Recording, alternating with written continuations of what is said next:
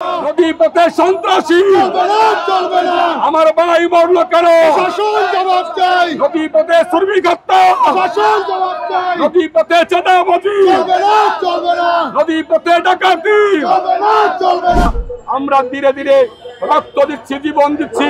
আমরা নিরপরাধ মানুষ, আমরা নিরপরাধ শ্রমিক, আমাদেরকে এবার নির্বিচারে হত্যা করা হচ্ছে। আমরা বলতে চাই আমাদের সংগঠনের পক্ষ থেকে 26 তারিখের মধ্যে এই ঘটনা তদন্ত সাপেক্ষে আপনারা এই ঘটনার সাথে যারা জড়িত, এই ডাকাত জলদস্যু কারা নদীর মধ্যে বেলাকার করে, কারা নদীর মধ্যে অবৈধভাবে শ্রমিকদেরকে বাধ্য করে তাদের পণ্য বিক্রি করার জন্য, তেল চোর যারা মেঘনা নদী দাবিয়ে বেড়ায়, প্রশাসন না দেখার ভান করে।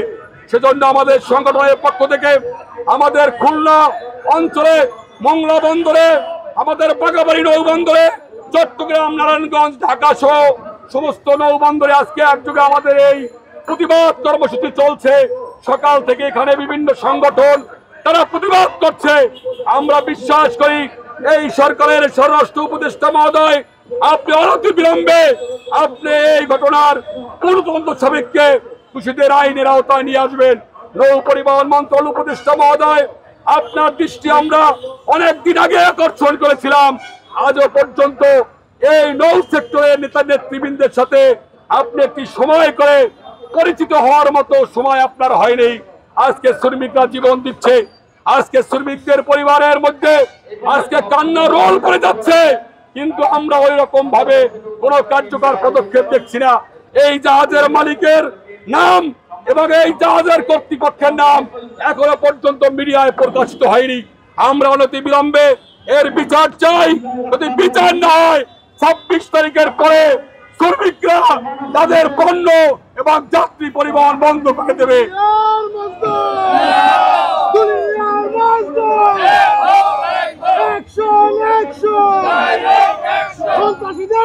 সংগ্রামী বন্ধুরা, আমাদের নেতৃবৃন্দরা বক্তব্য রাখবেন। আপনারা শান্তিপ্রিয় ভাবে এই কর্মসূচির পরে আমরা কেন্দ্রীয় পক্ষ থেকে আমরা আবার কর্মসূচি ঘোষণা করব। সেই কর্মসূচিতে আপনারা সম্পৃক্ত হবেন। আমরা চাই খুনিদের বিচার এবং যারা এই খুন হয়েছে শ্রমিক তাদের জীবনের আয় সমপরিমাণ ক্ষতিপূরণ প্রদান করতে হবে। তার পাশাপাশি মেঘনা, সুরমা, পদ্মা নদী সহ বাংলাদেশের সমস্ত নৌপথের সন্ত্রাসবাদী বন্ধ করতে হবে। না হলে আমাদের শ্রমিকরা কিন্তু তারাই নিজেরা এই তাদের কর্মস্থল ত্যাগ করে জাহাজ রেখে যাবে। আমি একজন প্রথম শ্রেণীর মাস্টার, হৃদয় ভারাক্রান্ত মন নিয়ে আজকে এখানে দাঁড়িয়েছি। আপনারা জানেন ইতিপূর্বে গত 23/12/2024 দিবাগত রাত্রে চাঁদপুর মেঘনা নদীর মাঝেরচর এলাকায় এমবি আল বাকেরা জাহাজে ডাকাতি সংগঠিত হয়। সেই ডাকাতি সংগঠিত কারণে ওখানে আমরা দেখছি কি একটি নির্মমভাবে গণহত্যার শিকার। সেই গণহত্যার শিকারে আমাদের নৌ নাবিকগণ 60টি তাজা প্রাণ ওখানে আমাদের দিয়েছে। সেই 60টি তাজা প্রাণের শোক প্রস্তাবে আজকে আমরা এখানে দাঁড়িয়েছি এবং আমরা আপনাদেরকে জানিয়ে দিতে চাই এবং বাংলাদেশ সরকারের আইন শৃঙ্খলার প্রতি আমাদের যে বিশ্বাস আছিল সেই বিশ্বাস থেকে আমরা আজকে এখানে দাঁড়িয়েছি যে এই 60টি তাজা প্রাণ চলে গেছে।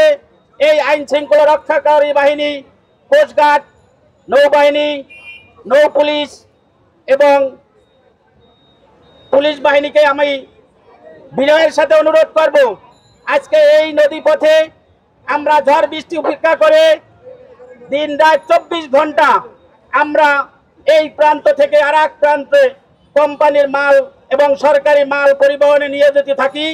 এর প্রতিবাদে আমাদের মাঝে নিরাপত্তাজনিত কারণে আমরা অনেক দিন পূর্বে আন্দোলন সংগ্রাম করে প্রেস ব্রিফিং এর মধ্যে জানানো দিয়েছি যে আমরা এর আগে, আপনারা সবাই জানেন, আমরা 11 দফা দাবি নিয়ে আন্দোলন সংগ্রাম করছি অনেক দিন আগে।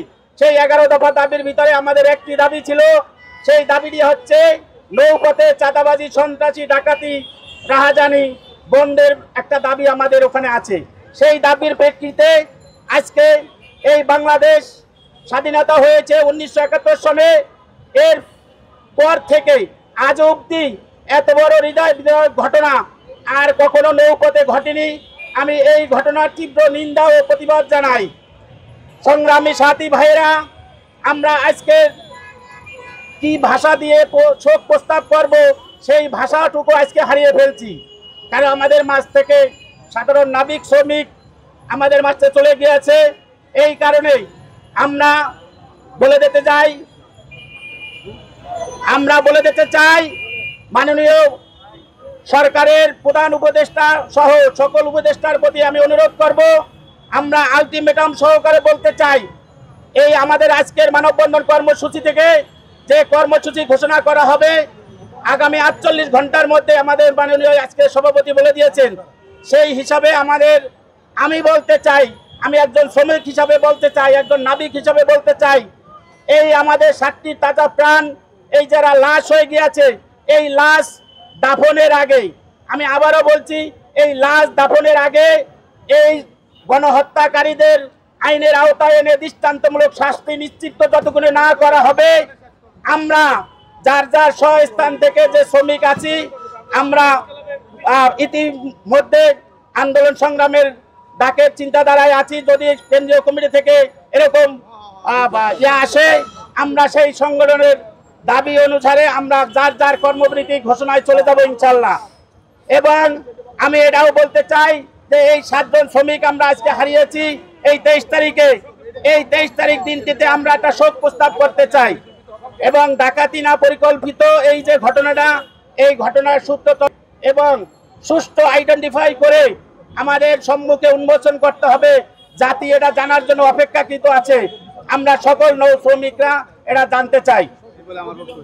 অবিলম্বে আমি সংগ্রামী সাংবাদিক প্রেস মিডিয়ার মাধ্যমে জানাইতে চাচ্ছি যে অবিলম্বে এই সন্ত্রাস, চাঁদাবাজ, ডাকাতি যারা এর সাথে জড়িত আছে বা পরিকল্পিত বা হত্যাকারীদের এনে দৃষ্টান্তমূলক শাস্তি নিশ্চিত করবেন, এই বলে আমি আমার সংক্ষিপ্ত বক্তব্য শেষ করলাম। দুনিয়ার মজদুর এক হও, দুনিয়ার মজদুর এক হও। এই জাহাজের এমডি বাকেরা জাহাজের মালিক পক্ষের কোন লোকের সন্ধান আমরা এখনো পাইনি। সংগ্রামী বন্ধুগণ, আমরা আপনাদের মাধ্যমে জানিয়ে দিতে চাই, যদি আগামী 26 তারিখের মধ্যে এই খনি শ্রমিক হত্যাকারীদের দ্রুত আইনের আওতায় না হয়, 26 তারিখ দিবাগত রাত 12:01 থেকে সারা বাংলাদেশের নৌ সেক্টর বন্ধ হয়ে যাবে। সেই ড্রাইভার আমরা শ্রমিকরা নিব না। সংগ্রামী বন্ধুগণ, আমরা আপনাদের মাধ্যমে জানাতে চাই, আমাদের মাননীয় নৌ উপদেষ্টা এবং মাননীয় প্রধান উপদেষ্টার কাছে এত বড় একটা ঘটনা